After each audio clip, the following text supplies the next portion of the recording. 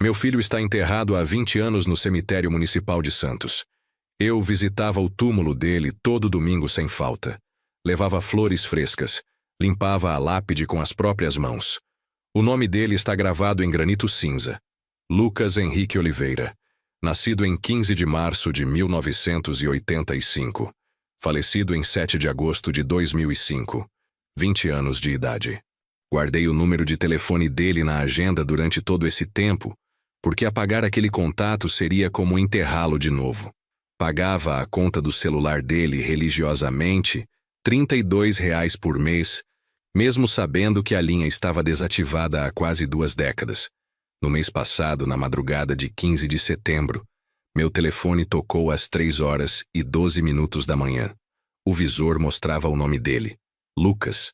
A foto de perfil era a mesma de sempre, tirada no aniversário de 18 anos dele, sorrindo com aquele jeito despreocupado que só os jovens têm. Atendi com as mãos tremendo tanto que quase derrubei o aparelho no chão. Uma voz do outro lado disse: "Pai, eu não sei onde estou." Era a voz do meu filho.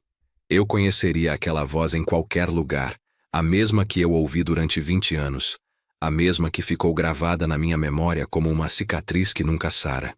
Mas antes de continuarmos, confira se você já está inscrito no canal e escreva nos comentários de onde você está assistindo este vídeo. Meu nome é Francisco Oliveira, tenho 58 anos e trabalho como mecânico automotivo em Santos, litoral de São Paulo.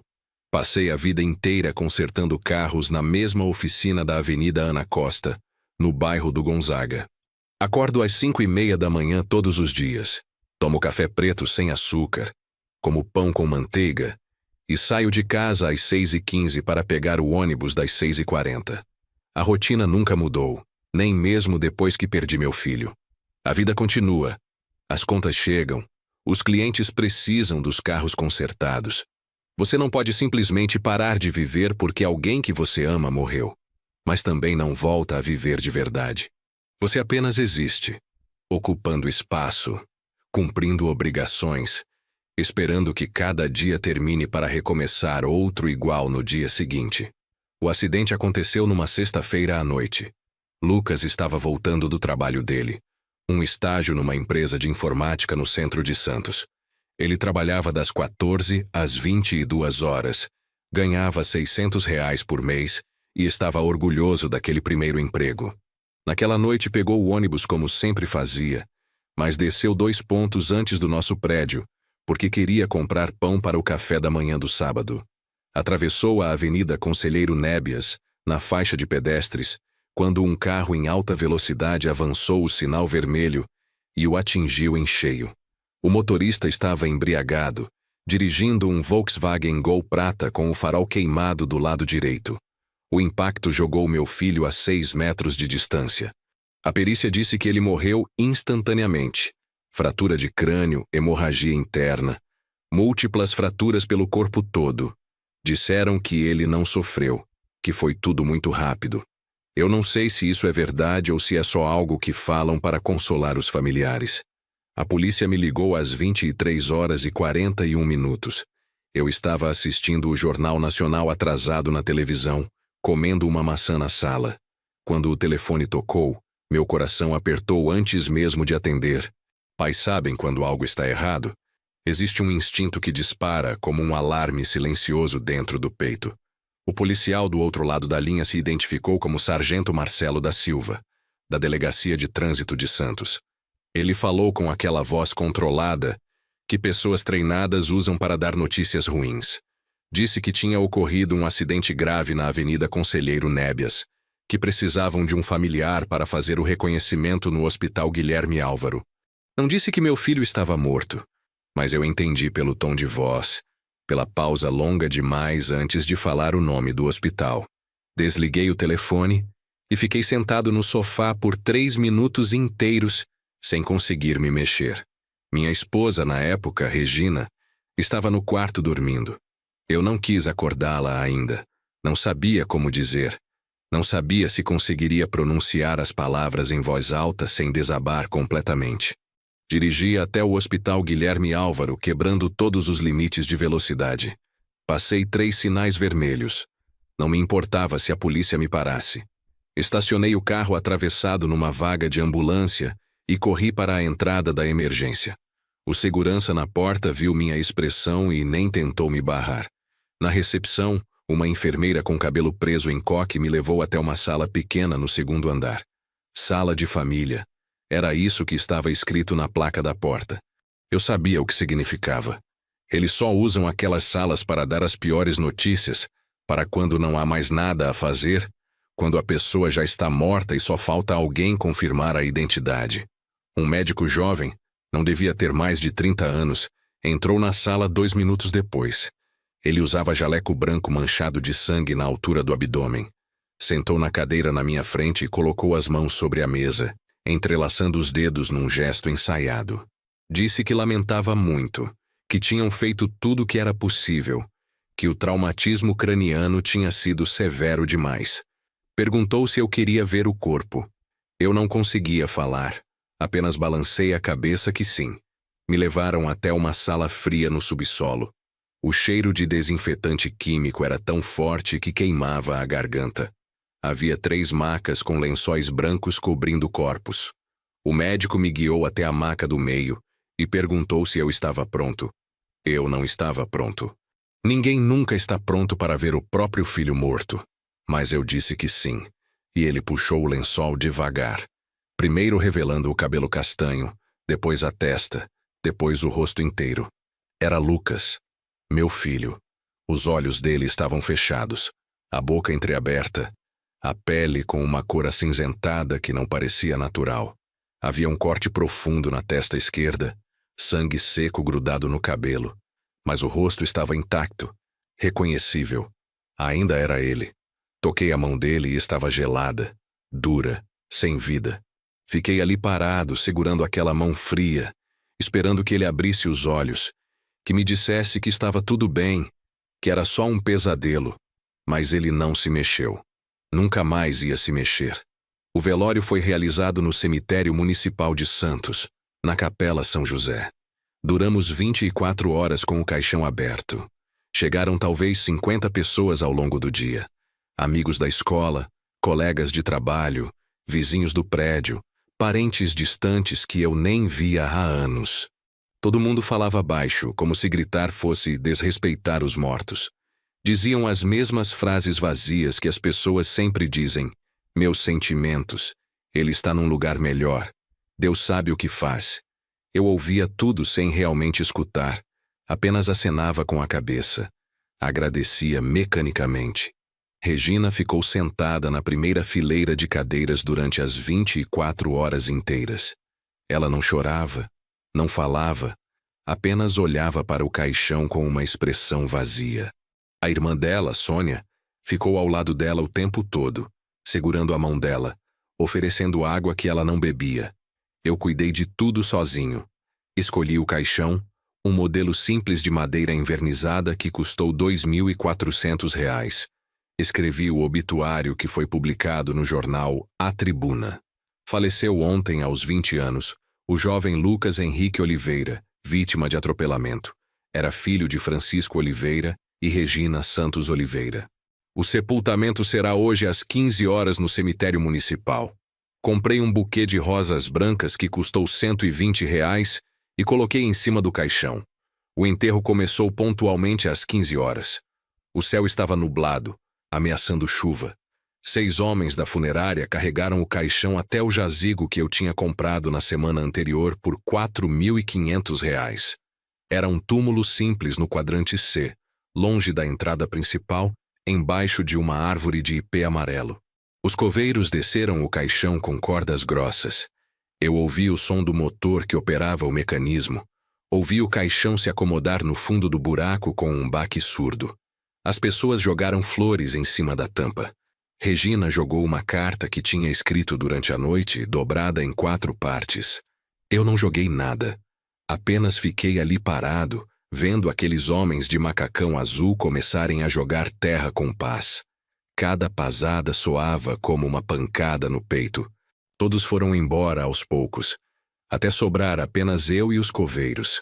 Eles me perguntaram se eu queria esperar terminarem. Eu disse que sim. Fiquei ali parado por 45 minutos, vendo eles encherem o buraco completamente, apertarem a terra, colocarem grama fresca por cima.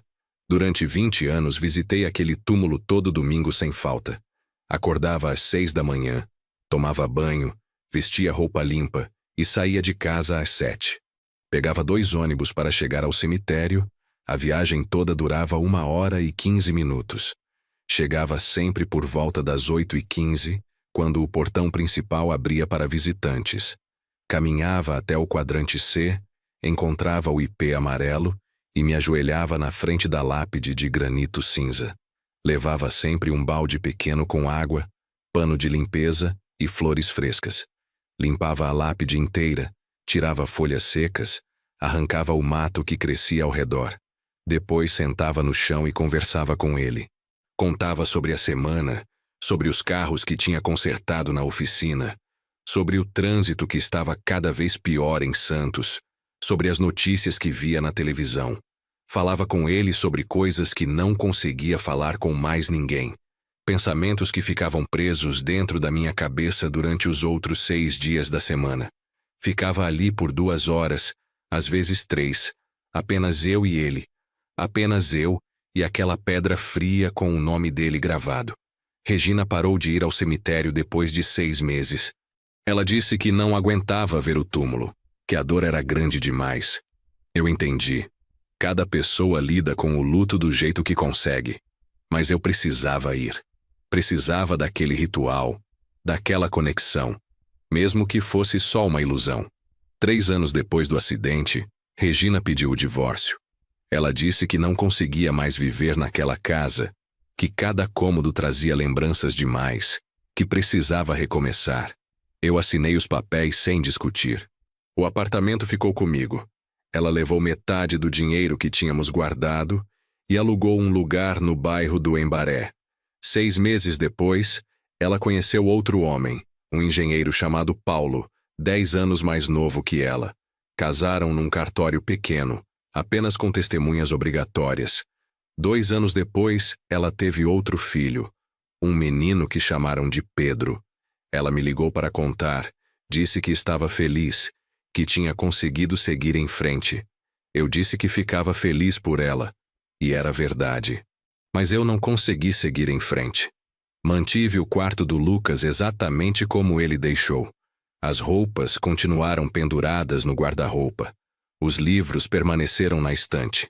O computador velho ficou em cima da mesa. Eu entrava naquele quarto uma vez por semana para limpar a poeira, mas nunca mexia em nada. O número de telefone do Lucas ficou salvo na minha agenda durante os 20 anos inteiros. Eu via aquele nome toda vez que abria a lista de contatos. Lucas, filho.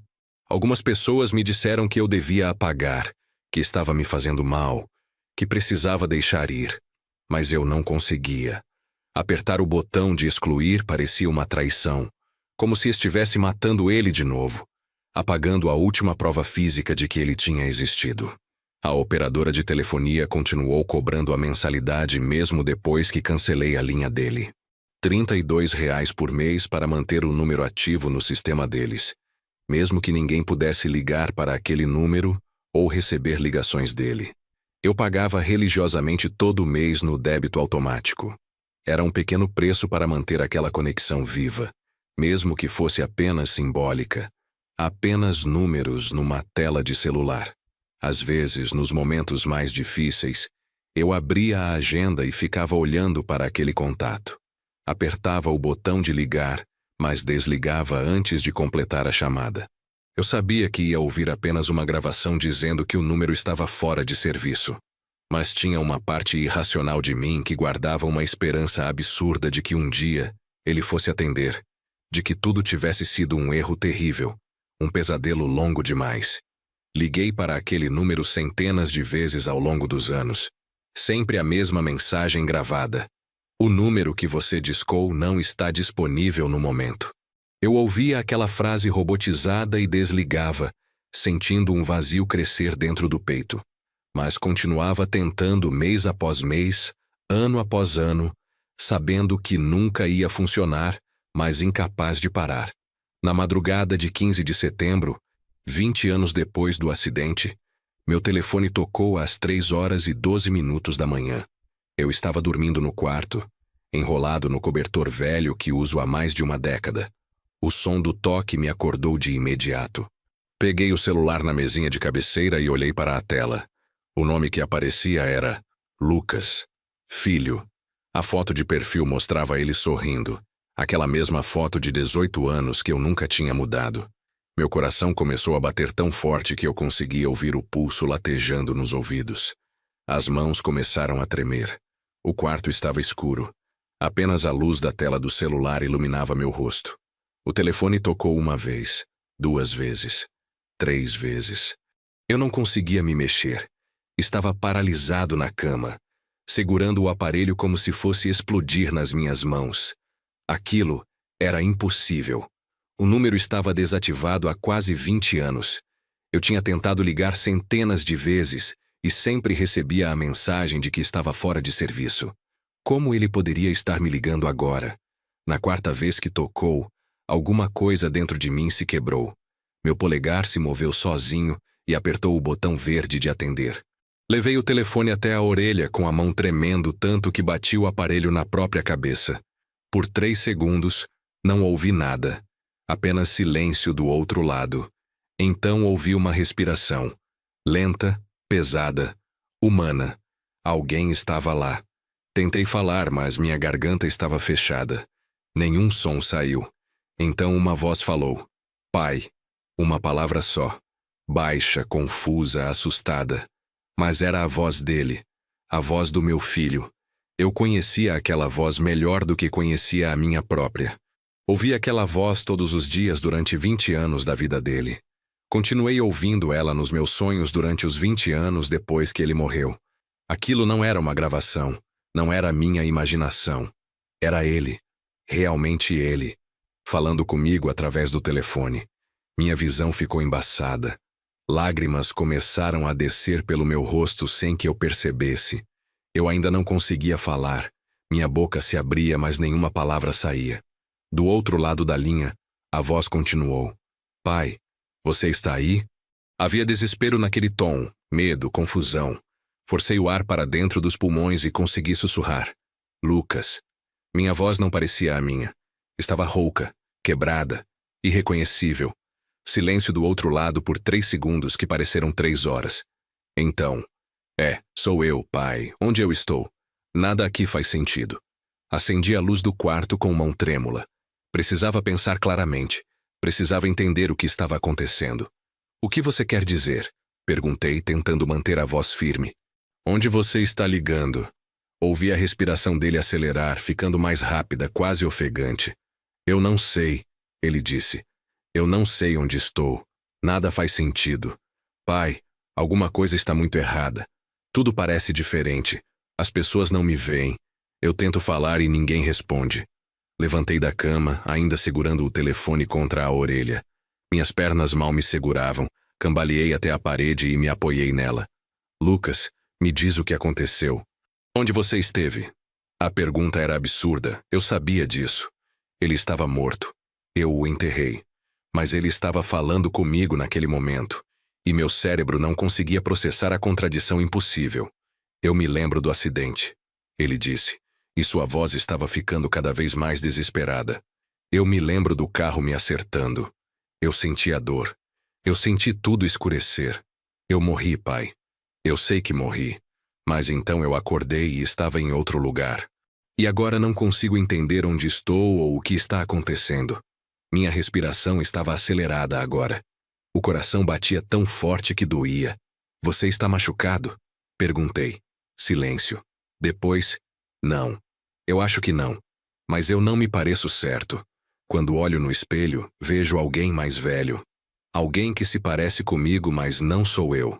Me diz onde você está, eu disse tentando manter a calma. Me dá um endereço, um ponto de referência, qualquer coisa. Eu vou até você agora. Ouvi sons do outro lado, passos, uma porta se abrindo. Eu não sei o endereço, Lucas disse. Estou dentro de um prédio. Parece abandonado. Tem apartamentos vazios. Vou procurar alguma coisa com endereço escrito. Mais sons de passos, portas, coisas sendo mexidas. Fiquei parado no meu quarto esperando, mal conseguindo respirar. Cada segundo parecia durar uma eternidade. Então a linha ficou muda. O silêncio absoluto. Lucas. Chamei. Nada. Lucas, você está aí? Nada. Olhei para a tela do celular. A ligação tinha caído. O timer mostrava 7 minutos e 18 segundos. Imediatamente tentei ligar de volta. O telefone chamou uma vez e caiu numa gravação automática. O número que você discou não está disponível. Tentei novamente. Mesma mensagem. Tentei mais 15 vezes seguidas, apertando o botão com força cada vez maior. Sempre a mesma resposta. O número estava fora de serviço de novo. Sentei na beirada da cama, ainda segurando o celular. Estava tremendo inteiro agora, não só as mãos, mas o corpo todo. Abri o registro de chamadas. Lá estava. Lucas, filho, 3 horas e 12 minutos da manhã. 7 minutos e 18 segundos de duração. Aquilo era real. Tinha acontecido. Não era sonho. Não era alucinação. Meu filho morto tinha me ligado. Tirei uma captura de tela do registro de chamadas. Precisava de prova. Precisava de evidência de que não estava enlouquecendo. O resto daquela noite passou sem que eu conseguisse dormir. Fiquei sentado na sala, com todas as luzes acesas, olhando para o telefone, esperando que tocasse de novo. Mas não tocou. Às 6 da manhã desisti de esperar. Tomei banho e fui trabalhar. Não consegui contar para ninguém. Quem acreditaria? Meu filho morto me ligou ontem à noite. Iam pensar que eu estava louco, que finalmente o luto tinha me quebrado de vez. 3 dias se passaram. 3 dias inteiros sem nenhuma ligação, sem nenhuma mensagem, sem nenhum sinal. Eu mal comia, mal dormia. Apenas ficava olhando para o telefone, esperando. Ia para o trabalho, mas não conseguia me concentrar. Fiquei com um carro parado na oficina por 2 dias, porque não conseguia lembrar qual peça estava trocando. Meu chefe, seu Antônio, me perguntou se estava tudo bem. Disse que sim, só estava cansado. Ele me olhou com preocupação, mas não insistiu. À noite voltava para o apartamento e sentava no sofá com o celular na mão. Não assistia televisão, não comia jantar direito, apenas esperava. Tentei ligar para o número do Lucas mais de 100 vezes durante aqueles 3 dias. Sempre a mesma mensagem automática. O vizinho do apartamento ao lado, seu Mário, bateu na porta perguntando se eu estava bem. Disse que tinha ouvido eu falando sozinho durante a madrugada. Inventei uma desculpa qualquer e fechei a porta. Na quarta noite, às 2h48 da manhã, o telefone tocou de novo. Peguei tão rápido que quase deixei cair.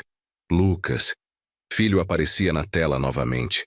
Atendi antes do primeiro toque terminar. Lucas, disse imediatamente. Pai. A voz dele veio do outro lado, mais fraca dessa vez, cansada.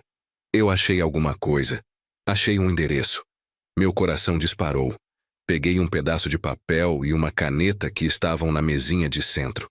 Fala, disse. Fala devagar que eu vou anotar. Ele leu lentamente. Rua 15 de Novembro, número 1400, apartamento 42, Campinas, São Paulo.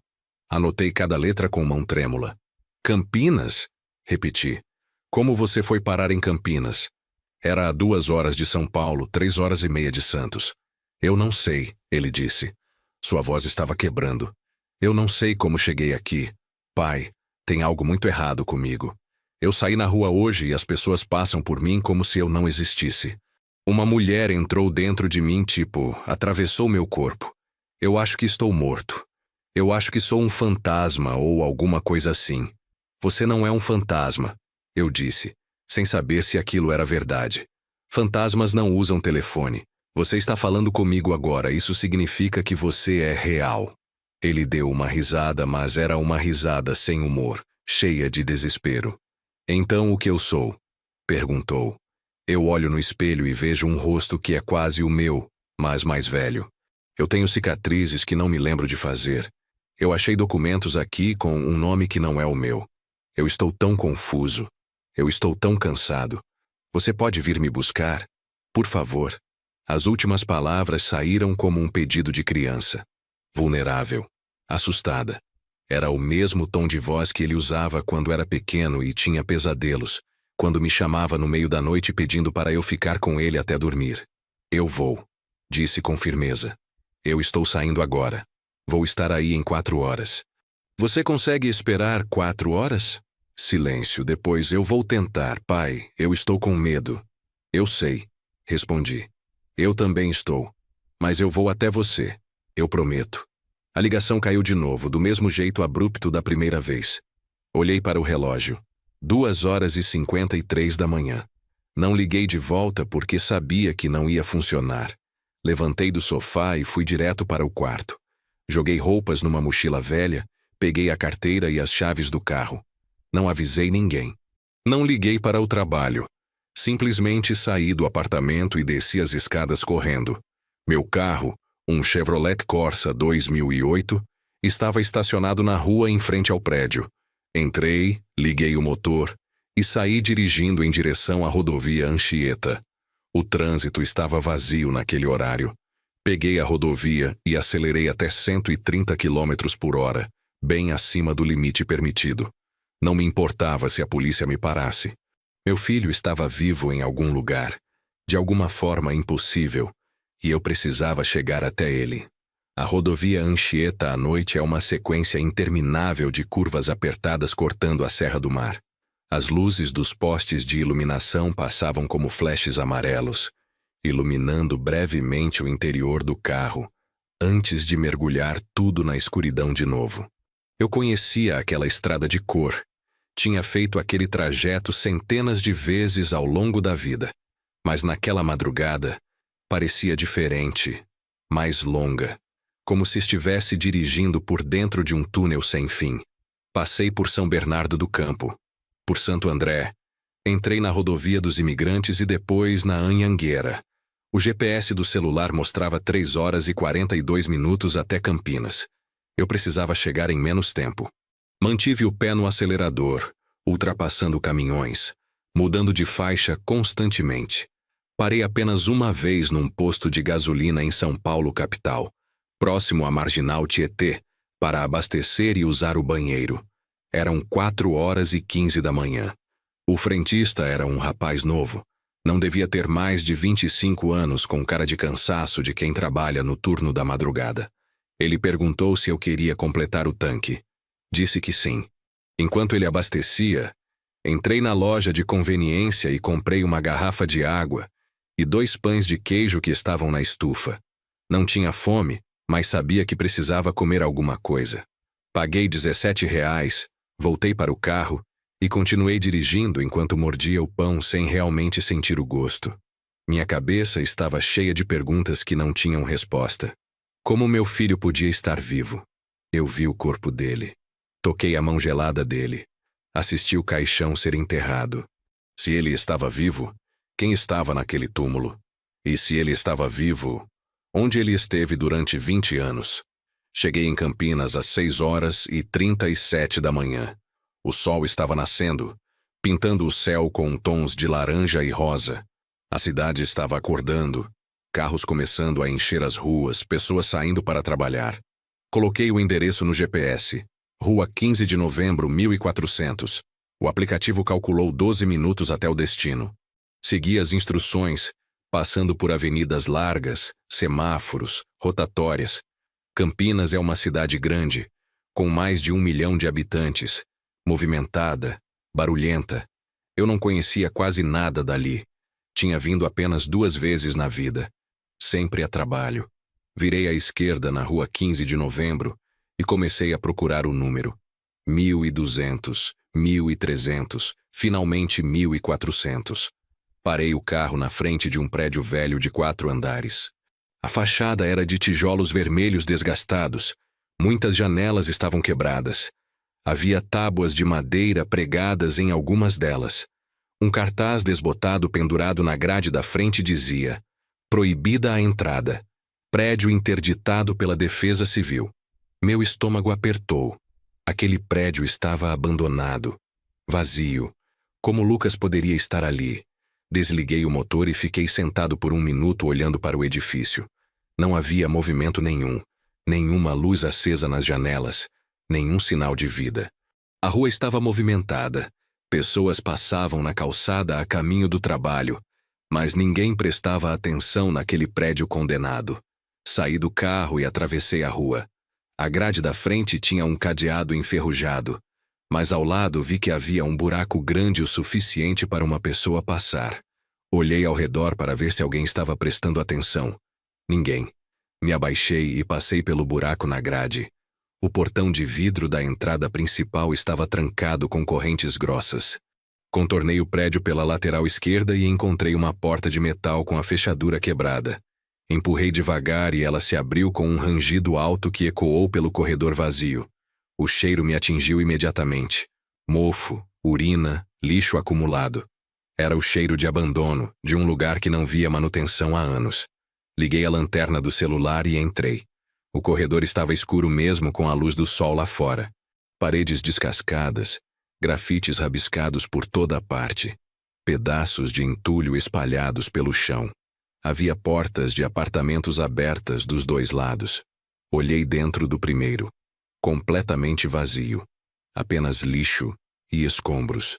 O segundo era igual. Todos os apartamentos do primeiro andar estavam destruídos, abandonados, sem nenhum móvel, sem nenhum sinal de que alguém tinha vivido ali recentemente. Encontrei a escada no fim do corredor. Os degraus de concreto estavam rachados, com marcas de sujeira acumulada.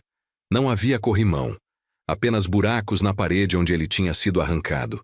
Subi com cuidado, testando cada degrau antes de colocar o peso completo. Cheguei ao segundo andar. Mesmo cenário. Apartamentos abertos, destruídos, vazios. Procurei o número 42, mas não encontrei nenhuma numeração nas portas. Muitas placas tinham sido arrancadas. Continuei subindo. Terceiro andar, depois quarto andar. Meus pulmões ardiam do esforço e do ar viciado. No quarto andar, no fim do corredor à direita, vi uma porta que estava fechada. Completamente fechada, diferente de todas as outras. E tinha uma placa de metal pregada nela com o número 42. Meu coração começou a bater mais rápido. Caminhei até a porta devagar, pisando em cacos de vidro que estalavam sob meus pés. Parei na frente da porta e estendi a mão para girar a maçaneta. Estava aberta. Empurrei a porta e ela se abriu sem fazer barulho. Entrei e parei imediatamente. O apartamento estava limpo. Não como os outros. Este estava arrumado, organizado, como se alguém morasse ali. A sala tinha um sofá marrom velho, mas conservado, uma mesinha de centro de madeira, uma televisão pequena em cima de um rack. As paredes estavam pintadas de bege claro, sem descascar, sem grafites. O chão estava varrido. Não havia pó acumulado. Caminhei mais para dentro, olhando ao redor com incredulidade.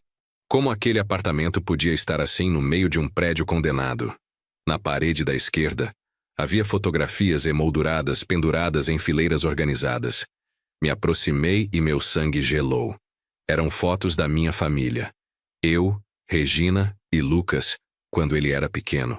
Uma foto dele com 5 anos no parquinho da praça perto de casa. Outra dele com 10 anos no aniversário, segurando um bolo de chocolate. Sua formatura do ensino médio. Fotos que eu tinha cópias idênticas guardadas em casa. Passei para a próxima parede e parei de respirar. Havia mais fotos, mas estas eram diferentes. Mostravam Lucas mais velho. Muito mais velho. Em uma foto ele aparecia com talvez 30 anos, usando terno em frente a um prédio comercial que eu não reconhecia. Em outra, estava sentado numa mesa de bar com outras pessoas, todos sorrindo, copos de cerveja na frente deles. Ele parecia ter uns 35 anos nessa. Em outra foto, mais recente ainda, ele estava em frente a este mesmo prédio onde eu estava agora, a Rua 15 de Novembro ao fundo. Parecia ter uns 40 anos. Cabelo mais curto, algumas rugas ao redor dos olhos, mas era ele. Inconfundivelmente ele. Tirei o celular do bolso e comecei a fotografar todas aquelas imagens. Minhas mãos tremiam tanto que algumas fotos saíram desfocadas. Aquilo não fazia sentido. Lucas morreu com 20 anos. Essas fotos mostravam ele vivendo décadas além daquela data. Como isso era possível? Fui até a cozinha. Havia louça limpa escorrendo no escorredor de pratos. Uma caneca com resíduo de café no fundo estava sobre o balcão. Toquei a caneca. Ainda estava levemente morna. Alguém tinha bebido café ali recentemente. Muito recentemente. Abri a geladeira. Tinha comida dentro. Ovos, leite, queijo, restos de comida em potes plásticos. Peguei a caixa de leite e olhei a validade. Vencia em 5 dias. Produto fresco comprado há pouco tempo. Fechei a geladeira e vi um bilhete preso na porta com um ímã de propaganda de pizzaria. O bilhete estava escrito à mão em folha de caderno. Reconheci a letra imediatamente. Era a caligrafia do Lucas. A mesma letra meio torta, com as letras A sempre abertas demais. O jeito que ele fazia o S com uma curva exagerada. Peguei o bilhete com mão trêmula e comecei a ler. Pai, se você está lendo isso, eu não sei o que está acontecendo comigo. Acordei aqui há 2 semanas sem nenhuma memória de como cheguei. Tenho documentos que dizem que meu nome é Gabriel Ferreira, que tenho 38 anos, que trabalho como técnico de manutenção. Tenho um RG, uma carteira de trabalho, contas de luz e água no meu nome. Mas eu não me lembro de nada disso. Eu me lembro de ser o Lucas. Eu me lembro de você, da mãe, da nossa casa em Santos. Eu me lembro do acidente. Eu me lembro de morrer. Eu senti o carro me acertar, senti a dor, senti tudo escurecer. Mas então acordei aqui como se fossem 20 anos depois. As pessoas aqui me conhecem como Gabriel. Vizinhos acenam quando me veem. O dono do mercado da esquina me cumprimenta pelo nome. Mas eu não sou o Gabriel. Eu sou Lucas, seu filho. Não sei se estou louco. Não sei se estou sonhando. Não sei se estou morto e isso é algum tipo de purgatório. Por favor, me ajude a entender o que aconteceu. Li o bilhete 3 vezes. Dobrei ele com cuidado e coloquei no bolso da calça. Andei até o quarto. A porta estava entreaberta. Empurrei e entrei. Uma cama de casal com lençóis azuis arrumados. Um guarda-roupa de madeira escura encostado na parede. Uma cômoda com mais fotografias em cima. Abri a primeira gaveta da cômoda. Roupas masculinas dobradas, cuecas, meias, camisetas. Tudo tamanho grande. Lucas usava tamanho grande. Abri a gaveta de baixo e encontrei documentos. Peguei uma carteira de couro preta e abri. Dentro havia um RG. A foto mostrava um homem de aproximadamente 40 anos. Cabelo castanho curto, olhos castanhos, uma pequena cicatriz no queixo. Era Lucas mais velho. Os mesmos olhos, o mesmo formato de rosto, a mesma cicatriz que ele tinha ganhado aos 7 anos quando caiu da bicicleta. Mas o nome no documento dizia Gabriel Henrique Ferreira. Data de nascimento: 15 de março de 1985. A mesma data de nascimento do Lucas. Endereço: Rua 15 de Novembro, 1400. Apartamento 42, Campinas, São Paulo. Peguei mais documentos da gaveta. Uma carteira de trabalho assinada pela empresa Manutenção Industrial Campinas. Função: técnico de manutenção elétrica. Salário: R$ 2.400. Data de admissão: 3 de fevereiro de 2015. 10 anos atrás. Havia contra-cheques grampeados mostrando pagamentos mensais regulares durante todos esses anos. Encontrei contas de luz, água, internet, todas em nome de Gabriel Henrique Ferreira. Todas pagas em dia. A pessoa que vivia ali tinha uma vida completa, documentada, normal. Mas, segundo o bilhete, essa pessoa não se lembrava de ter vivido essa vida. Continuei procurando e encontrei uma pasta de plástico transparente cheia de papéis médicos. Abri e comecei a ler. Eram prontuários do Hospital Municipal de Campinas, datados de novembro de 2005, 20 anos atrás. O mesmo mês e ano do acidente do Lucas. Li cada página com crescente horror. Segundo os registros, um homem não identificado deu entrada no hospital no dia 8 de novembro de 2005, às 4h23 da manhã. Vítima de atropelamento, múltiplas fraturas, traumatismo craniano severo em estado de coma. Não portava documentos. Não foi encontrada identificação no local do acidente. Passou por cirurgia de emergência. Ficou em coma por 9 dias. Quando acordou no dia 17 de novembro, apresentava amnésia retrógrada completa. Não se lembrava do próprio nome, da família, de nada anterior ao acidente. Passou 3 meses internado enquanto assistentes sociais tentavam descobrir quem ele era. Ninguém nunca o procurou. Nenhuma família deu queixa de desaparecimento que batesse com a descrição dele. Ele se tornou um João Ninguém, um homem sem passado. Quando recebeu alta em fevereiro de 2006, a assistência social o ajudou a tirar novos documentos. Como não sabia seu nome verdadeiro, escolheu um novo: Gabriel Henrique Ferreira. Sentei na beirada da cama segurando aqueles papéis. Minha cabeça girava tentando processar o que estava lendo. No dia 8 de novembro de 2005, um homem deu entrada naquele hospital em Campinas após um atropelamento. Mas o Lucas tinha morrido no dia 7 de novembro em Santos. Um dia de diferença. 2 cidades diferentes. 2 acidentes. Ou seria o mesmo acidente? Peguei meu celular e pesquisei no Google. Acidente Avenida Conselheiro Nébias Santos, 7 de novembro de 2005. Apareceram algumas notícias antigas de jornais locais. Abri a primeira. Jovem morre atropelado na Avenida Conselheiro Nébias. Lucas Henrique Oliveira, 20 anos, foi atingido por motorista embriagado na noite de ontem e não resistiu aos ferimentos. O motorista, José Augusto Pires, 52 anos, foi preso em flagrante. Li a notícia inteira. Falava sobre o acidente, sobre Lucas ser estudante de informática, sobre o motorista estar 3 vezes acima do limite de álcool permitido, mas não mencionava nenhum outro ferido. Era apenas um acidente, um carro, uma vítima. Voltei aos registros médicos de Campinas. Procurei alguma menção de como aquele homem sem identificação tinha chegado ao hospital. Encontrei um relatório do SAMU. Dizia que ele foi encontrado caído na Avenida Brasil, próximo ao terminal rodoviário de Campinas, às 3h50 da manhã do dia 8.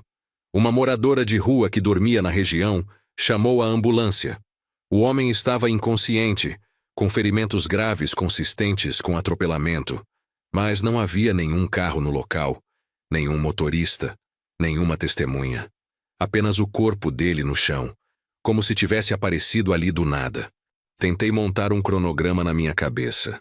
Lucas foi atropelado em Santos às 23h45 do dia 7.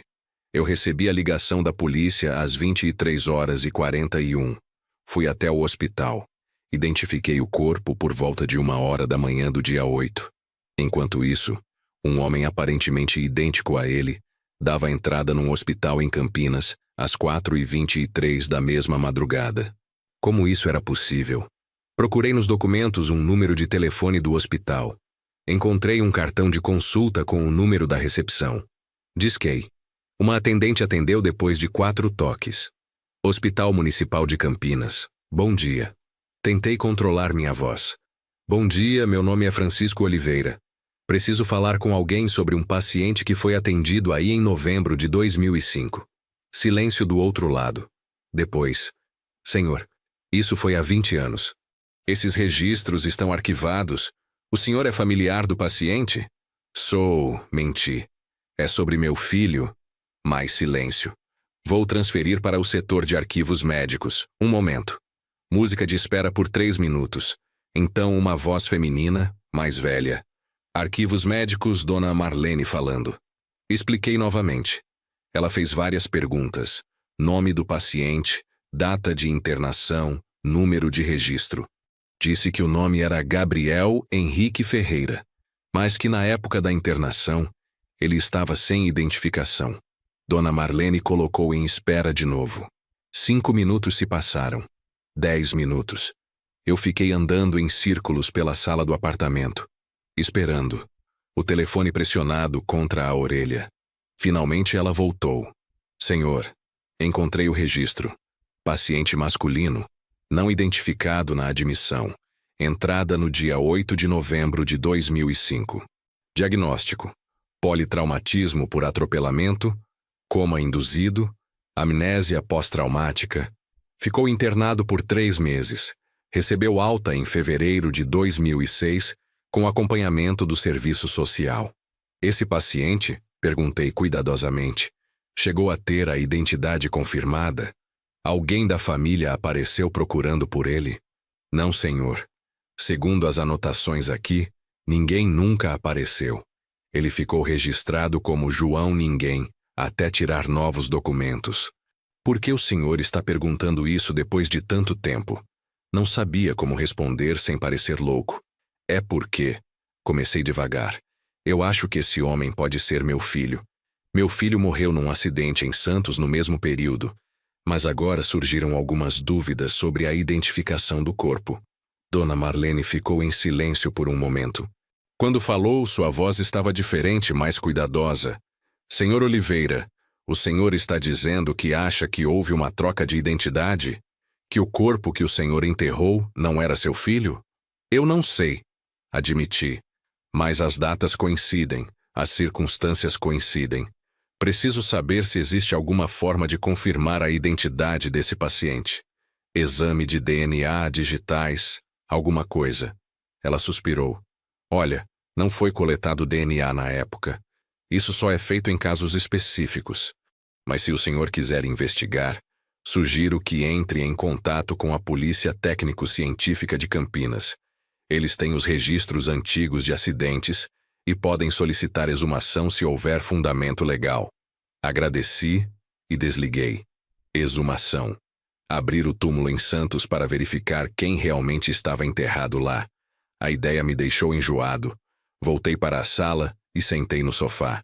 Peguei novamente o bilhete que Lucas, ou Gabriel, tinha deixado. Eu me lembro de morrer. Como alguém pode se lembrar de morrer e continuar vivo? Fiquei naquele apartamento por mais 2 horas procurando qualquer outra pista. Encontrei mais documentos, mais provas de que Gabriel Ferreira tinha vivido ali pelos últimos anos. Contas de supermercado, ingressos de cinema, uma carteirinha de academia de ginástica vencida. Tudo indicando uma vida normal, cotidiana. Mas também encontrei coisas estranhas. Um caderno escondido debaixo do colchão, cheio de anotações confusas. Na primeira página estava escrito em letras grandes: Quem eu sou. As páginas seguintes continham tentativas de se lembrar de algo, qualquer coisa. Sonhei com uma praia. Santos? Conheço Santos? Um homem mais velho aparece nos sonhos. Chama meu nome, mas não é Gabriel. Por que eu me sinto errado dentro deste corpo? No caderno também havia um endereço: Manutenção Industrial Campinas, Rua Abolição, número 2800, o lugar onde Gabriel trabalhava. Olhei no relógio do celular, 10h43 da manhã. Decidi ir até lá. Precisava ver esse homem pessoalmente, olhar no rosto dele, confirmar se realmente era meu filho. Saí do apartamento, desci as escadas do prédio abandonado e voltei para o carro. Coloquei o endereço no GPS. 15 minutos de distância. Dirigi pelas ruas de Campinas tentando organizar os pensamentos. Tudo apontava para uma possibilidade impossível. Meu filho não tinha morrido naquele acidente. Ou melhor, tinha morrido, mas de alguma forma tinha sobrevivido ao mesmo tempo. Outra versão dele, com ferimentos similares, tinha dado entrada num hospital diferente e sobrevivido. Mas sem memória, sem identidade, sem saber quem era. Virou outra pessoa. Gabriel Ferreira. Viveu 20 anos como outra pessoa, até que alguma coisa mudou há 2 semanas. As memórias antigas começaram a voltar. Ele começou a se lembrar de ser Lucas. Cheguei na fábrica. Era um galpão industrial grande, cercado por muros altos. Um porteiro numa guarita na entrada me parou. Perguntei por Gabriel Ferreira. Ele consultou uma prancheta. Gabriel está no turno da tarde hoje. Entra às 14 horas. Eram 11h20. Ainda faltavam quase 3 horas. Perguntei se podia esperar. O porteiro disse que não, que visitantes precisavam de autorização prévia. Voltei para o carro e estacionei do outro lado da rua, de onde podia ver a entrada da fábrica. Decidi esperar ali. Às 13h45, um carro velho, um Ford Fiesta branco, parou na frente da guarita. Um homem saiu do carro. Alto, talvez 1,85 m, cabelo castanho curto, vestindo calça jeans e camiseta preta. Mesmo de longe, reconheci a forma de andar. Era Lucas. Mais velho, mais pesado, com ombros mais largos. Mas era ele.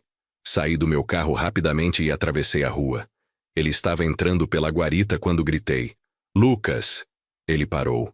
Virou devagar. Me olhou com confusão. Caminhei até ele, meu coração batendo tão forte que eu conseguia ouvir o som nos ouvidos. De perto, a semelhança era inegável.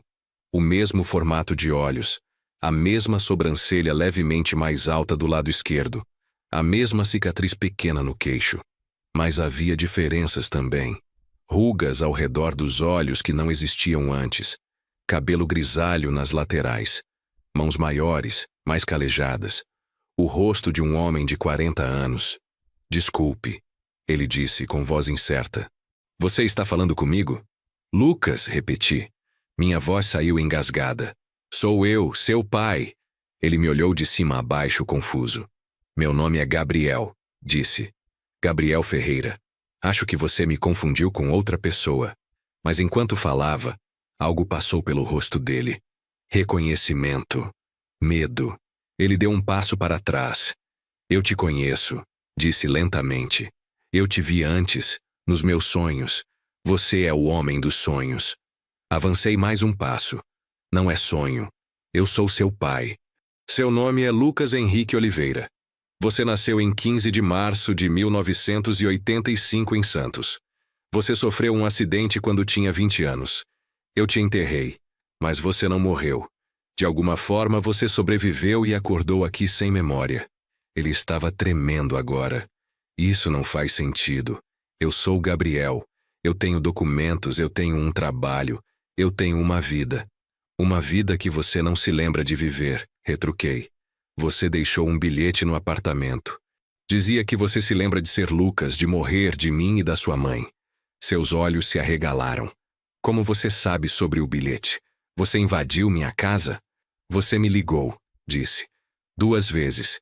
Do seu celular velho que estava desligado há 20 anos. Você pediu ajuda. Você me deu o endereço. Você pediu para eu ir te buscar." Gabriel balançou a cabeça violentamente. "Não. Eu não tenho esse número. Eu não te liguei. Você é louco. Sai daqui antes que eu chame a segurança." Ele começou a se afastar, caminhando de costas. "Lucas, espera", implorei. "Eu sei que parece insano. Eu sei. Mas é verdade. Você é meu filho. Eu posso provar." Peguei minha carteira do bolso e tirei uma foto velha que sempre carregava comigo. Era do aniversário de 18 anos do Lucas. A mesma foto que estava salva no meu celular como foto de contato dele. Mostrei para Gabriel. "Esse é você. Com 18 anos. Essa foto foi tirada 2 anos antes do acidente. Eu tenho outras fotos em casa, centenas delas de você bebê até adolescente." Ele olhou para a foto. A cor sumiu do rosto dele. "Esse sou eu", sussurrou. "Mas eu não me lembro dessa foto. Não me lembro desse dia. Porque você perdeu a memória no acidente", expliquei. "Mas agora está começando a voltar. É por isso que você deixou aquele bilhete. É por isso que está tendo sonhos." Ele caiu de joelhos no chão, ainda segurando a foto com as 2 mãos. "Eu estou enlouquecendo", disse. Eu achei que estava ficando louco. As memórias, os sonhos, tudo misturado. Eu não sabia o que era real. Me ajoelhei ao lado dele. "Você não está louco. Você está se lembrando. Depois de 20 anos está finalmente se lembrando de quem você era antes." "Mas eu sou Gabriel agora", ele disse, lágrimas começando a escorrer pelo rosto. "Eu vivi 20 anos como Gabriel. Eu tenho amigos, tenho trabalho. Gabriel Ferreira existe. Ele é real." "Eu sei", disse suavemente. "E eu não estou pedindo para você apagar isso. Estou só dizendo que você também era Lucas. E Lucas era meu filho.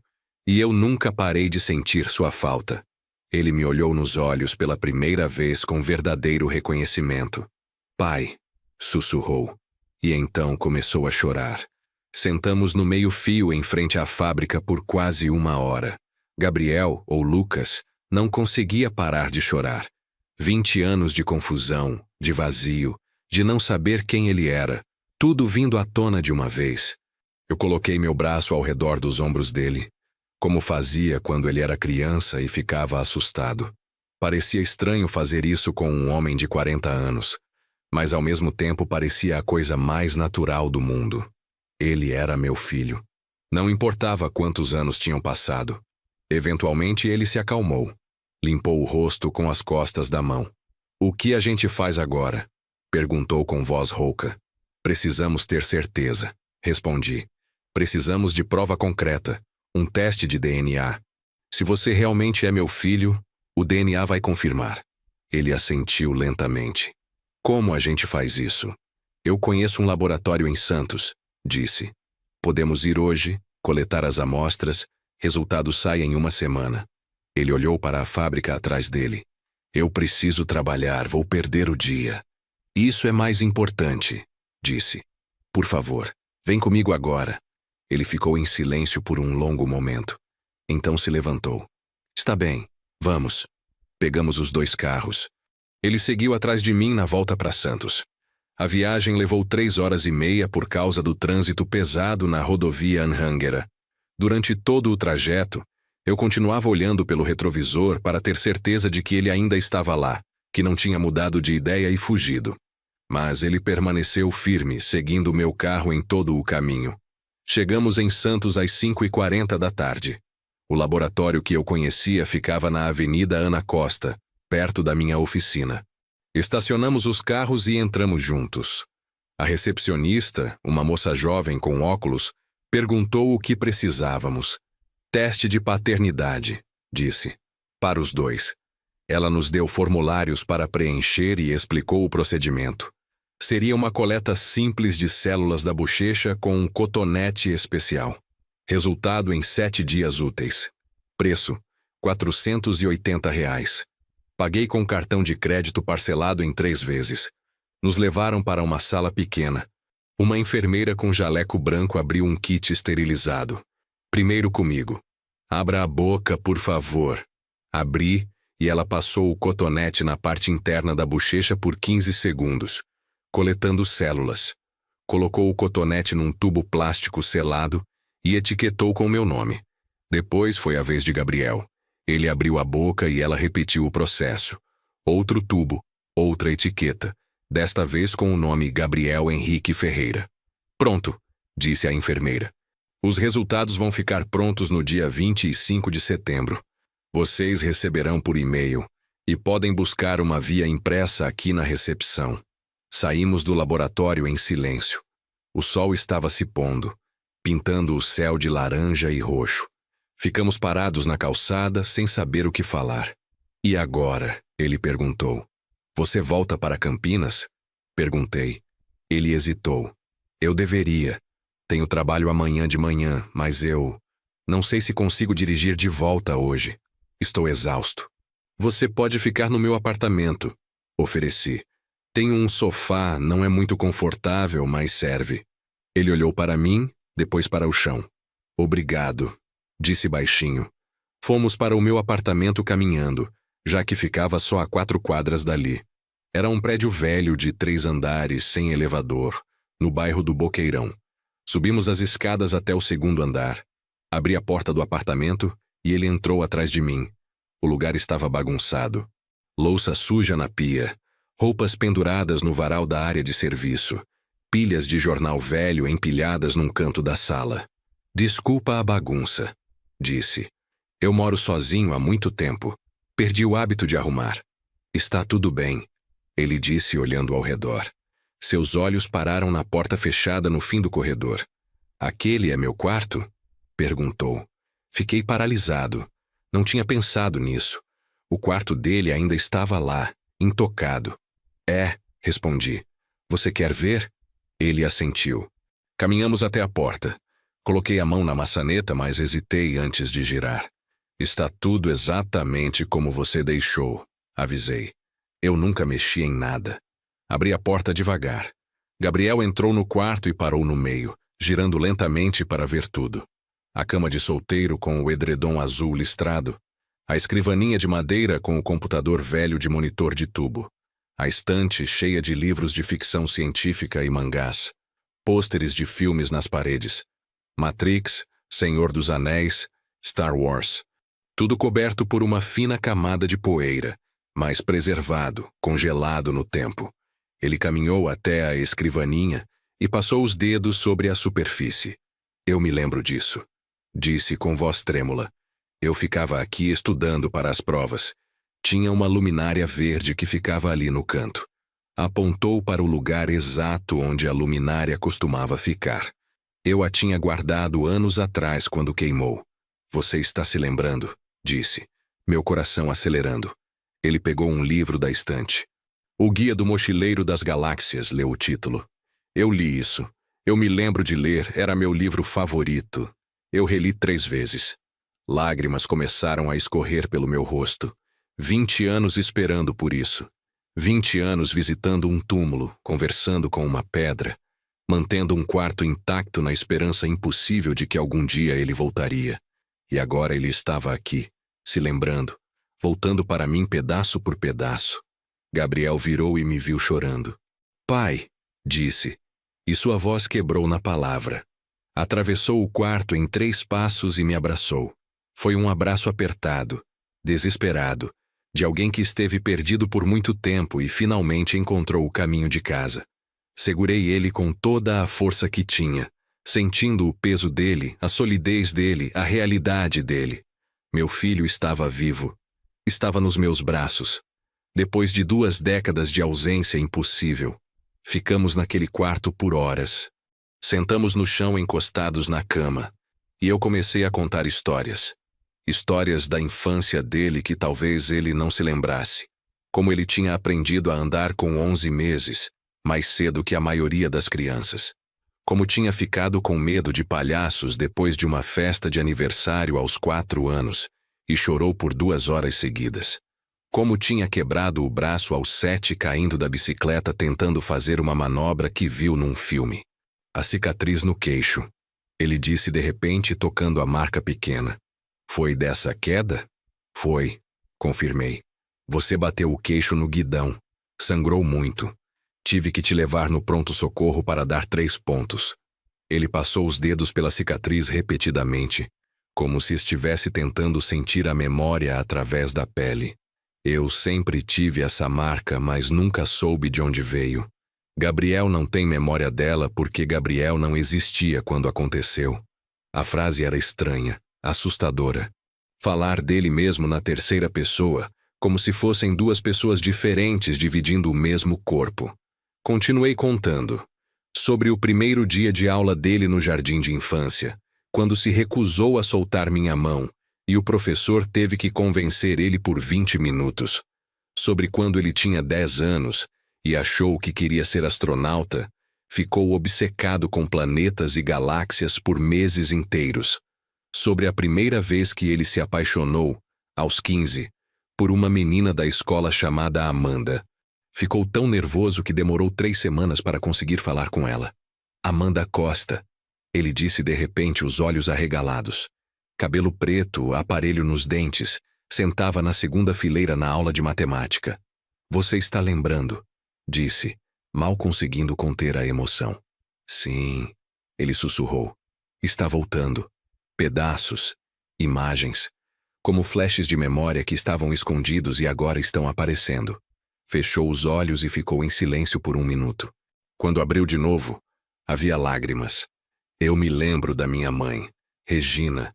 Ela fazia bolo de cenoura com cobertura de chocolate. Era minha comida favorita. Ela cantava baixinho quando estava cozinhando. Sua mãe, comecei cuidadosamente. Ela refez a vida. Depois do acidente. A gente se divorciou. Ela se casou de novo e teve outro filho. Gabriel assentiu devagar. Eu entendo. 20 anos é muito tempo. Ela tinha que seguir em frente. Você quer falar com ela? Perguntei. Quer que eu ligue para ela, conte o que está acontecendo? Ele pensou por um longo tempo. Não ainda, disse finalmente. Primeiro vamos esperar o resultado do DNA. Se confirmar que eu realmente sou Lucas, aí a gente pensa em como contar para ela. Mas eu não quero aparecer na vida dela do nada depois de 2 décadas se não tivermos certeza absoluta. Fazia sentido. Era o racional, o cuidadoso. Mas eu sabia que tinha outra razão também. Medo. Medo de que Regina não acreditasse, não aceitasse, não quisesse reconhecer o filho que tinha perdido. Ficamos acordados até quase meia-noite conversando. Eu continuava contando histórias e ele continuava se lembrando de pedaços. Não tudo. Havia ainda lacunas enormes, mas era progresso. Era mais do que tínhamos algumas horas atrás.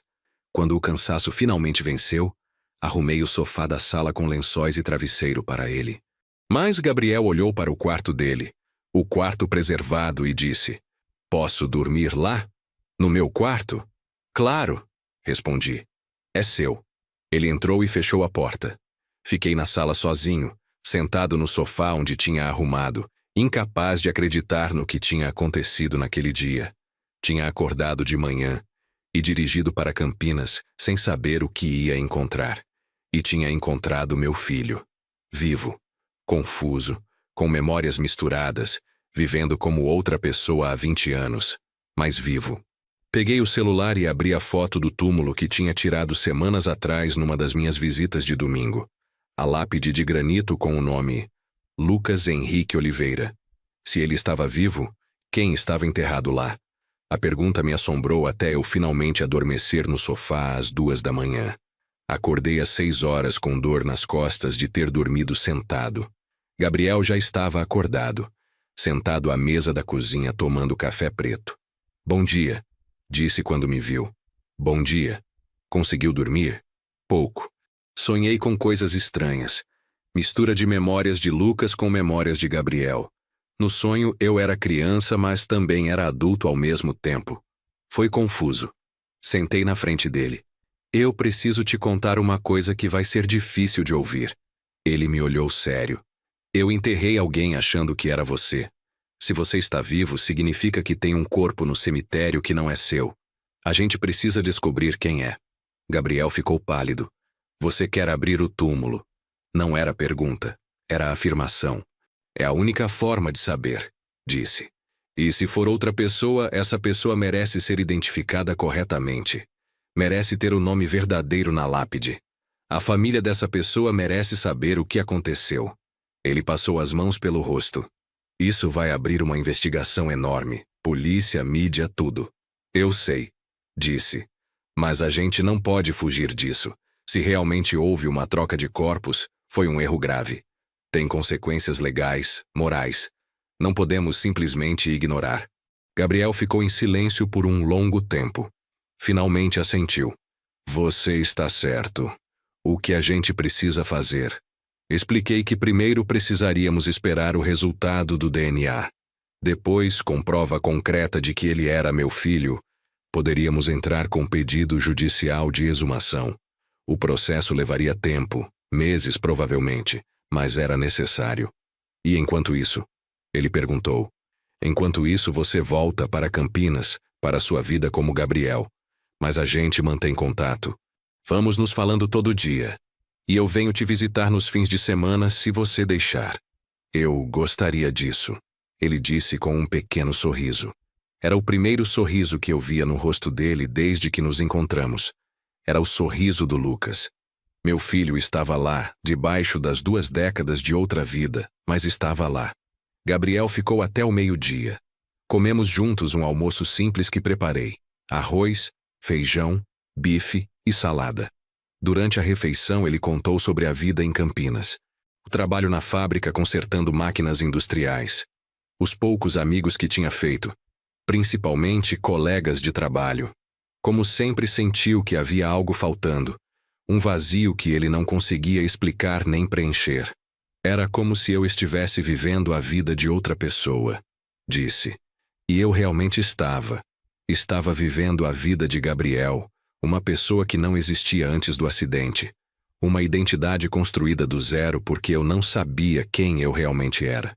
"Mas agora você sabe", disse. "Ainda não completamente", ele respondeu. Mas estou começando a saber. É como montar um quebra-cabeça gigante onde a maioria das peças ainda está faltando, mas já dá para ver o contorno da imagem. Quando chegou a hora dele partir, caminhamos juntos até o carro dele que estava estacionado na rua. Ele abriu a porta, mas hesitou antes de entrar. Pai, disse. E a palavra ainda soava estranha na boca dele, como se estivesse experimentando um idioma que tinha esquecido. Obrigado por não desistir de mim, por guardar meu quarto, meu número de telefone, por ir até Campinas me procurar. Obrigado por não me deixar perdido. Abracei ele forte. Nunca vou desistir de você. Não importa quantos anos passem, não importa quantos nomes diferentes você use. Você sempre vai ser meu filho. Ele entrou no carro, ligou o motor e abaixou o vidro. Vou te ligar quando chegar em casa, disse. Por favor, liga, pedi. E me liga todos os dias, mesmo que seja só para dizer oi. Prometo.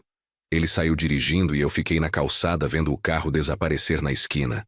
Voltei para o apartamento que de repente parecia ainda mais vazio do que antes. Mas era um vazio diferente. Não era mais o vazio da ausência permanente, da morte final. Era apenas o vazio da distância temporária. Ele ia voltar. Íamos nos ver de novo. Tínhamos tempo agora. Coisa que eu pensava ter perdido para sempre 20 anos atrás. Naquela noite, às 9h15, meu telefone tocou. Lucas. Filho apareceu na tela. Atendi sorrindo. Cheguei em casa, ele disse. Viagem tranquila. Que bom. Comeu alguma coisa? Parei num restaurante na estrada, comi um prato feito. Conversamos por 40 minutos. Sobre nada importante, apenas pai e filho falando sobre o dia. Era normal, comum, banal. Era perfeito. Os 7 dias seguintes foram os mais longos da minha vida. Cada manhã, acordava olhando o calendário, contando quantos dias faltavam até 25 de setembro, o dia que o resultado do DNA ficaria pronto. Continuei trabalhando na oficina, mas minha cabeça estava em outro lugar. Seu Antônio percebeu que algo tinha mudado.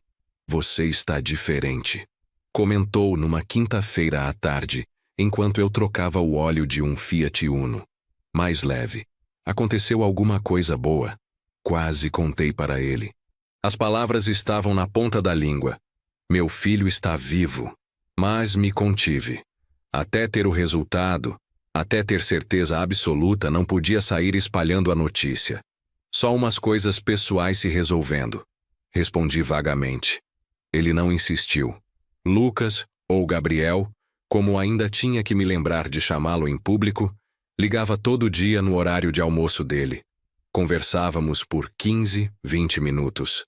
Ele contava como estava sendo no trabalho, como seus colegas continuavam o tratando como Gabriel, sem nenhuma ideia de que ele estava passando por uma crise de identidade.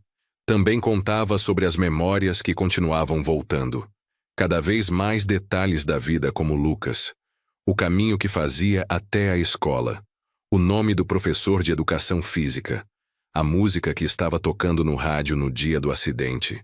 Eu me lembro de ter atravessado a rua, disse numa das ligações. Me lembro de ver o carro vindo muito rápido. Me lembro de pensar que não ia dar tempo de sair da frente. E me lembro do impacto. A dor foi indescritível. E depois tudo ficou escuro. Mas não foi um escuro vazio. Foi como se eu estivesse caindo por um túnel muito longo. E quando parei de cair, acordei num lugar diferente. Num hospital diferente. Como Gabriel? Você acha que morreu e voltou? Perguntei, sem saber como formular a pergunta de outra forma. Não sei. Talvez. Ou talvez a consciência, a alma, sei lá como chamar, saltou de um corpo para outro no momento da morte. Parece coisa de filme, mas não tenho outra explicação. Nenhum de nós tinha. Estávamos lidando com algo que não deveria ser possível, algo que desafiava toda lógica e ciência. Finalmente chegou 25 de setembro. Acordei às 5 da manhã mesmo sem o despertador tocar. Tomei banho, me vesti e fiquei sentado na sala esperando o laboratório abrir às 8 horas. Tinha combinado com Gabriel que íamos juntos buscar o resultado. Ele saiu de Campinas às 5h30 da manhã e chegou em Santos às 9h20. Nos encontramos na frente do laboratório. Ele estava pálido, nervoso. Pronto? Perguntou. Não, admiti. Mas vamos assim mesmo. Entramos juntos. A mesma recepcionista de uma semana atrás nos atendeu. Bom dia. Vieram buscar resultado? Sim. Teste de paternidade para Francisco Oliveira e Gabriel Ferreira. Ela digitou no computador. Um momento. Foi até uma sala nos fundos e voltou com um envelope lacrado. Resultado está aqui. Os senhores podem abrir agora ou levar para ler em casa, como preferirem. Peguei o envelope com mãos que tremiam visivelmente. Vamos abrir aqui, disse. Gabriel concordou com um aceno de cabeça. Abrimos o envelope ali mesmo, na recepção, com a moça nos olhando curiosa. Tirei as folhas de dentro. Eram 3 páginas cheias de termos técnicos, tabelas com números, gráficos que eu não entendia. Pulei tudo isso e fui direto para a conclusão no fim da 3ª página. Com base na análise de 20 marcadores genéticos, a probabilidade de paternidade entre Francisco Silva Oliveira e Gabriel Henrique Ferreira é de 99,99%. Conclusão. A paternidade está praticamente comprovada. Li em voz alta. Gabriel estava segurando a borda do balcão da recepção com tanta força que seus dedos ficaram brancos. É positivo, ele sussurrou. Eu sou seu filho. Realmente sou. Minhas pernas falharam. Sentei numa das cadeiras da sala de espera antes de cair. 20 anos. 20 anos achando que meu filho estava morto. Visitando um túmulo que não era dele. Chorando por uma perda que não era real. E agora tinha prova científica incontestável de que ele estava vivo. Gabriel sentou ao meu lado. Nenhum de nós conseguia falar. A recepcionista, percebendo que algo importante estava acontecendo, discretamente voltou para trás do balcão e fingiu estar ocupada com papéis. O que a gente faz agora? Gabriel perguntou depois de um longo silêncio. Agora, respondi, a gente precisa descobrir quem está enterrado no lugar de você. Procurei um advogado especializado em direito civil. O escritório ficava no centro de Santos, numa sala pequena no 3º andar de um prédio comercial antigo. Dr. Renato Almeida, 40 e poucos anos, terno amarrotado, pilhas de processos espalhados pela mesa. Contei a história inteira. No começo ele me olhava com ceticismo, como se estivesse lidando com um louco. Mas quando mostrei o resultado do DNA, sua expressão mudou. Isso é extraordinário, disse, ajeitando os óculos para ler o documento novamente. Em 30 anos de advocacia, nunca vi nada assim. Preciso pedir exumação do corpo, expliquei. Preciso descobrir quem realmente está enterrado lá. Dr. Renato pegou um bloco de notas e começou a escrever. Isso vai exigir autorização judicial. Vamos ter que abrir um processo, apresentar todos os documentos.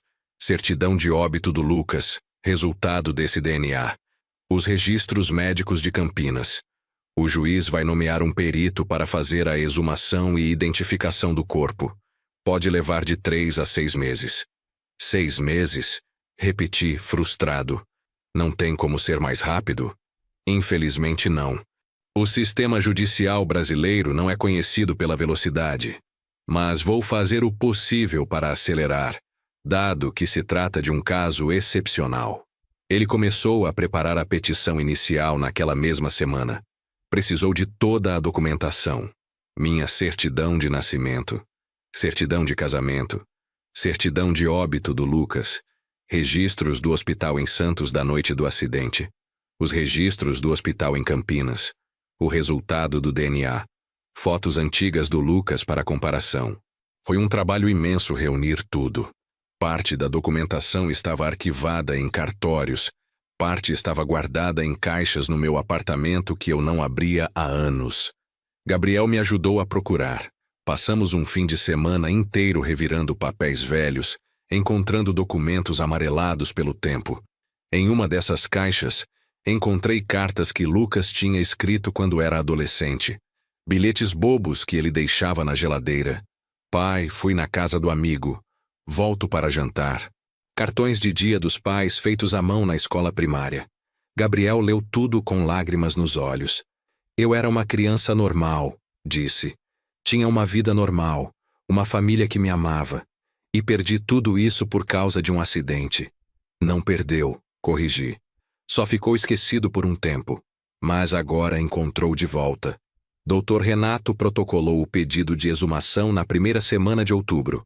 O processo foi distribuído para a Vara de Família e Sucessões do Fórum de Santos.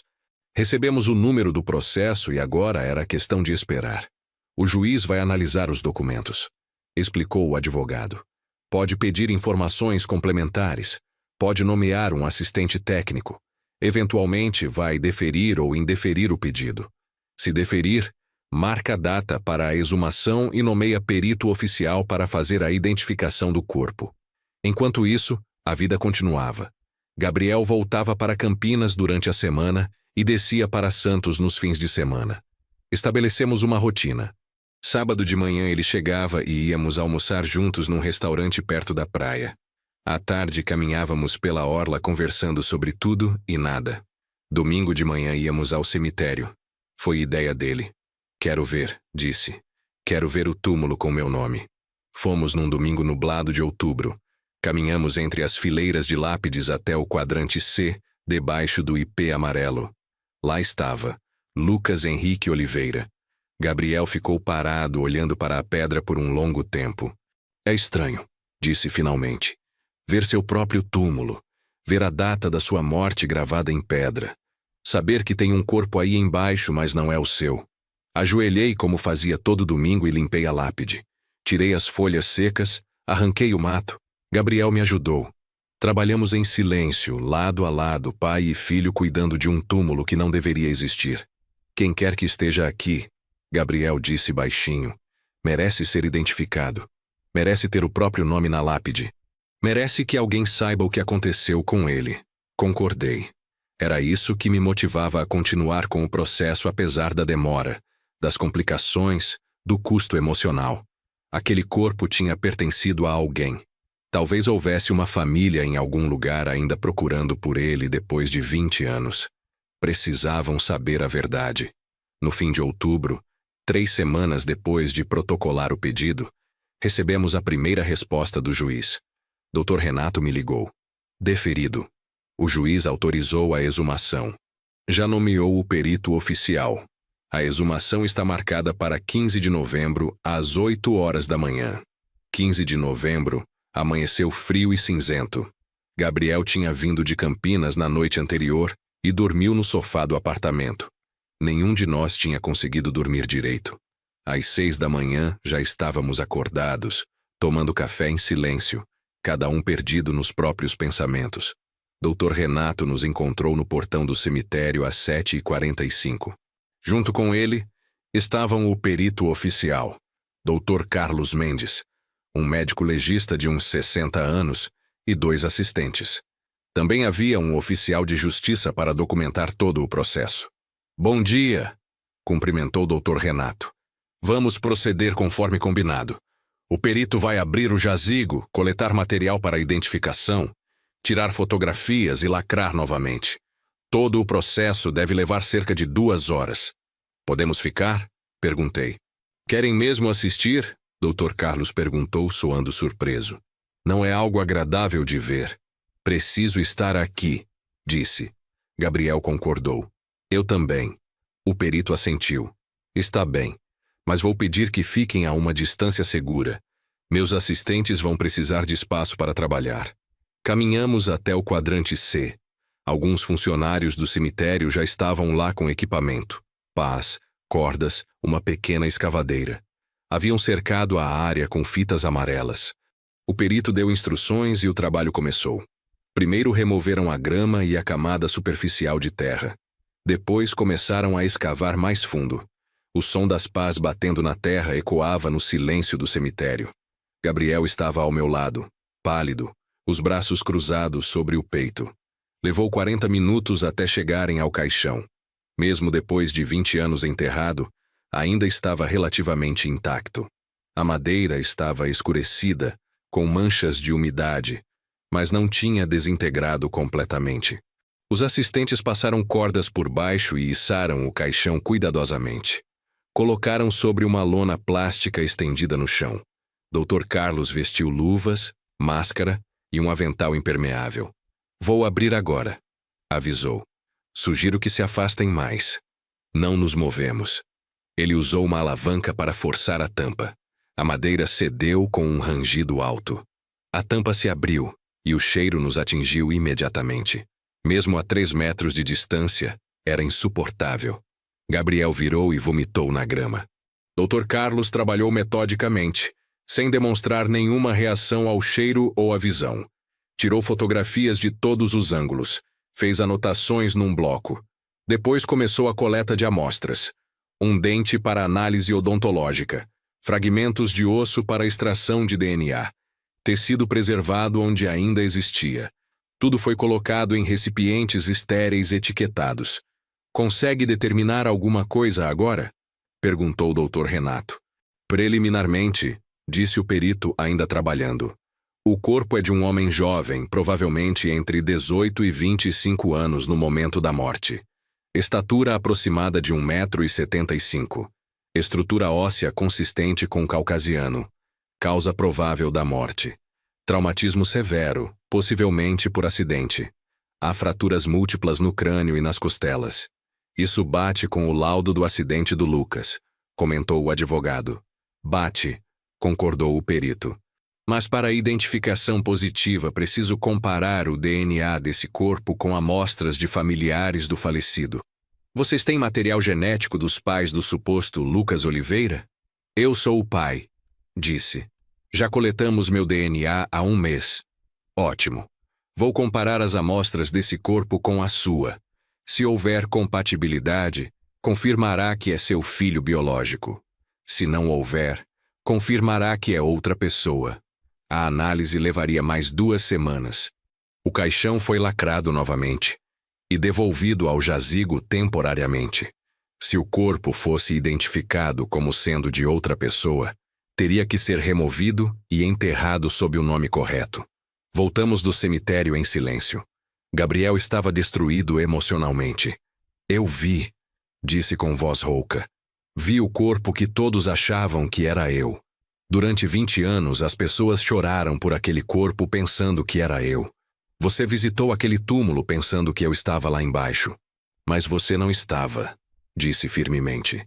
Você estava vivo, está vivo, esse é o que importa. Mas entendia o que ele sentia. Era perturbador, surreal, como se estivéssemos mexendo com as leis básicas da realidade. Morte deveria ser final, definitiva. Mas não tinha sido. De alguma forma impossível de explicar, meu filho tinha morrido e vivido ao mesmo tempo. As 2 semanas seguintes foram de ansiedade constante. Gabriel voltou para Campinas, mas conversávamos várias vezes por dia. Ele estava tendo dificuldade para dormir. Pesadelos recorrentes sobre o acidente, sobre corpos trocados, sobre despertar em lugares errados. No dia 1º de dezembro, Dr. Renato ligou. Saiu o resultado do perito, disse. Precisamos conversar pessoalmente. Podem vir ao escritório hoje. Gabriel estava em Santos naquele fim de semana. Fomos juntos. No escritório, o advogado nos esperava com uma pasta cheia de documentos. Sentem, disse, seu rosto sério. Sentamos. Meu coração batia tão forte que doía. O resultado do DNA do corpo, começou o Dr. Renato, foi comparado com o DNA do Sr. Francisco. Não há compatibilidade. O corpo enterrado no túmulo de Lucas Oliveira não é filho biológico do senhor. Era o que esperávamos, mas ouvir em voz alta ainda era chocante. Então quem é? Perguntei. O perito conseguiu identificar através de registros dentários, continuou o advogado. O corpo pertence a um jovem chamado Rodrigo Alves Santos, 19 anos, desaparecido desde 7 de novembro de 2005. A família dele registrou queixa de desaparecimento na época, mas ele nunca foi encontrado. Até agora. Gabriel cobriu o rosto com as mãos. Outro garoto morreu no meu lugar. Outra família perdeu um filho e nunca soube o que aconteceu com ele. A família dele ainda mora em Santos? Perguntei. Sim. A mãe, Dona Vera Santos, mora no bairro do Macuco. Ela fez campanha por anos procurando pelo filho. Distribuiu panfletos, fez boletins de ocorrência. Nunca desistiu. O perito já entrou em contato com ela. Ela vai vir fazer identificação formal nos próximos dias. Ficamos em silêncio processando a informação. Outro jovem, outro filho, perdido na mesma noite. De alguma forma, na confusão daquela noite terrível, os corpos tinham sido trocados. Rodrigo foi enterrado como Lucas. E Lucas, ou melhor, sua consciência, sua alma, tinha acordado em outro corpo em outra cidade com outro nome. Como isso aconteceu? Perguntei. Como 2 corpos foram trocados? Dr. Renato folheou os documentos. O perito investigou os registros hospitalares daquela noite. Aparentemente, houve 2 acidentes graves em Santos quase ao mesmo tempo. O Lucas foi atropelado na Avenida Conselheiro Nébias às 23h45. O Rodrigo foi encontrado inconsciente na Avenida Francisco Glicério, a apenas 8 quarteirões de distância, às 23h52. Ambos foram levados para o Hospital Guilherme Álvaro em ambulâncias diferentes, chegando com minutos de diferença. Ambos tinham ferimentos graves na cabeça. Ambos estavam inconscientes. Ambos eram jovens da mesma idade aproximada. Na correria da emergência, com múltiplas vítimas chegando ao mesmo tempo, houve confusão na identificação. O Lucas tinha carteira de identidade no bolso. O Rodrigo não tinha nada, nenhum documento. Mas na pressa, alguém colocou a identificação do Lucas no prontuário errado. Quando o senhor chegou para identificar o corpo, levaram o senhor até o Rodrigo achando que era o Lucas. Mas eu vi o rosto dele. Protestei. Eu toquei a mão dele. Como eu não percebi que não era meu filho?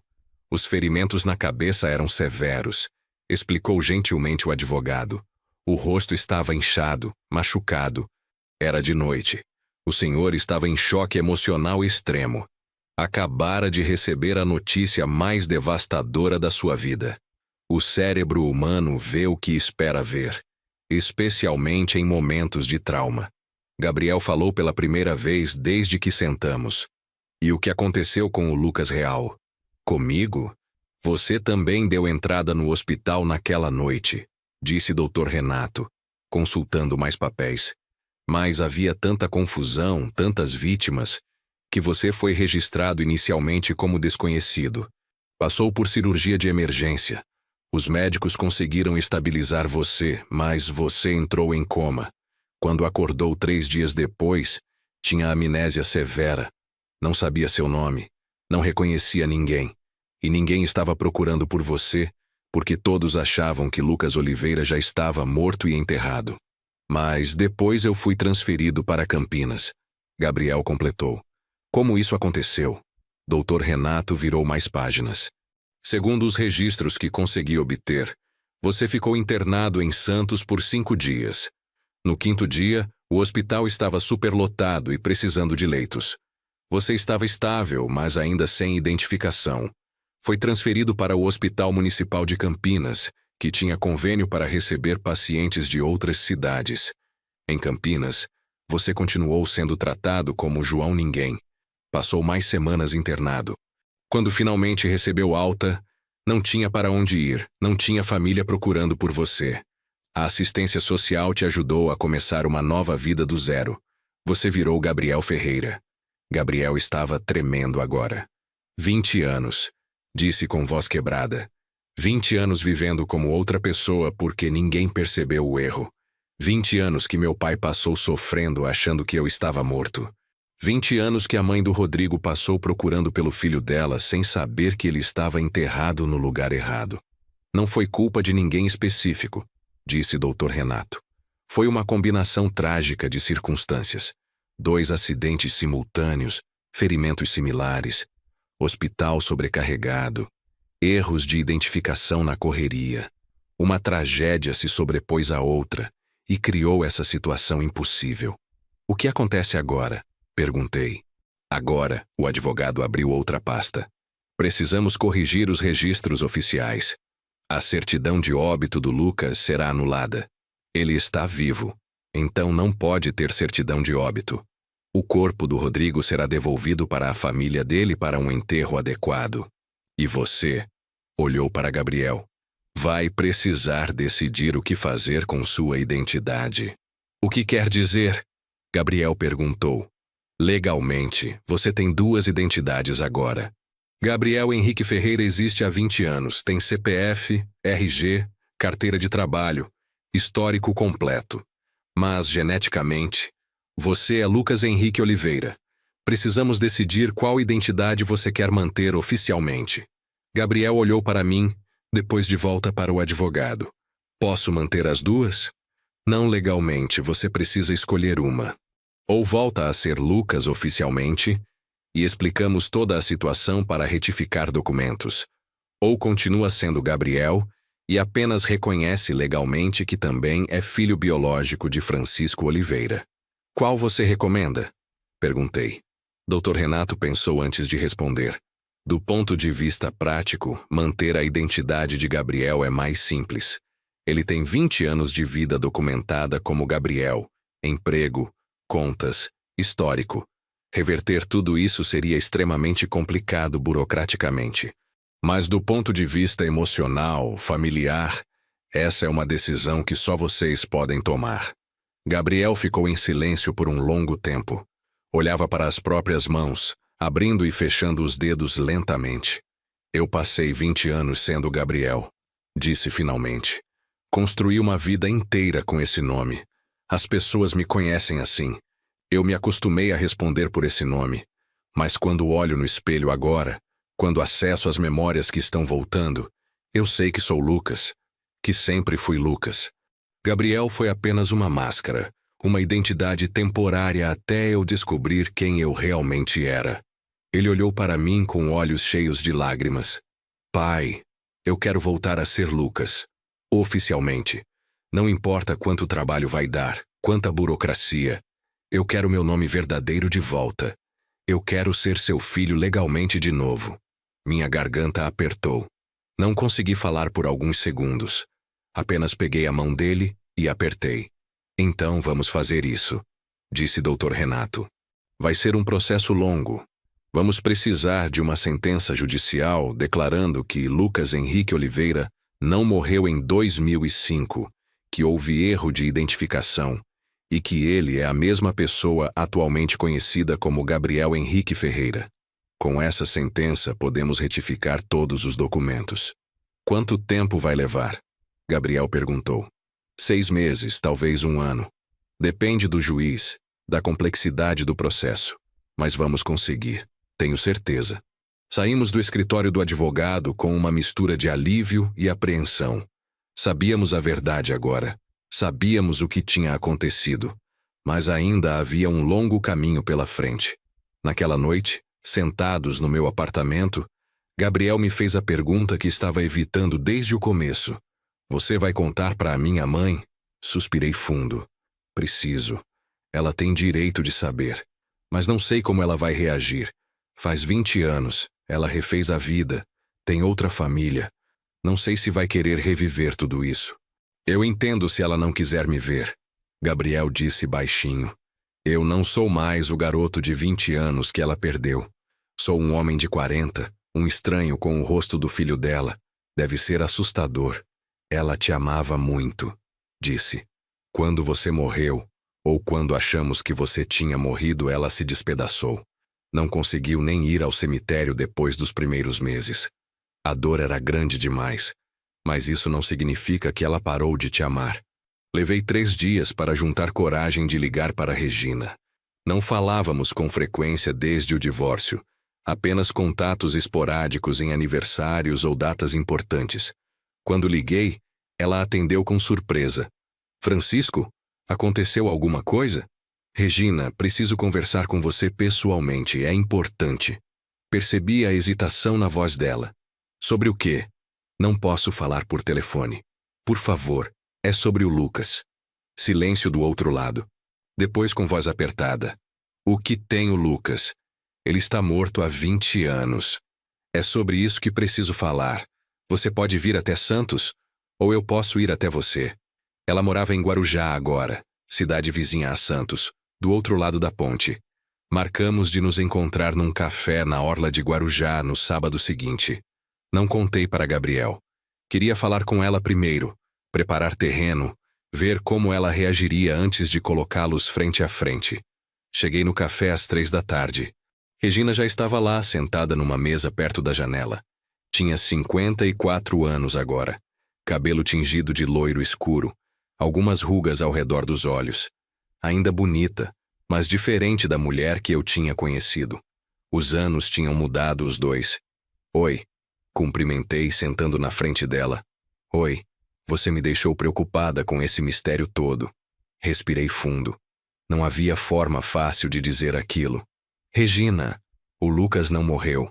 Ela me olhou como se eu tivesse falado em outro idioma. O quê? Houve um erro. Um erro terrível na identificação do corpo. O garoto que a gente enterrou não era o Lucas. Era outro jovem que sofreu acidente na mesma noite. O Lucas sobreviveu, mas com amnésia severa. Ele viveu esses 20 anos em Campinas com outro nome, sem saber quem era. Até que as memórias começaram a voltar mês passado. Regina ficou completamente imóvel. Seu rosto não demonstrava nenhuma expressão. Francisco, você está tendo um colapso nervoso? Você precisa de ajuda. Não estou tendo colapso, é verdade. Tenho provas. Peguei a pasta que tinha trazido e tirei os documentos. O resultado do DNA provando que Gabriel era meu filho biológico.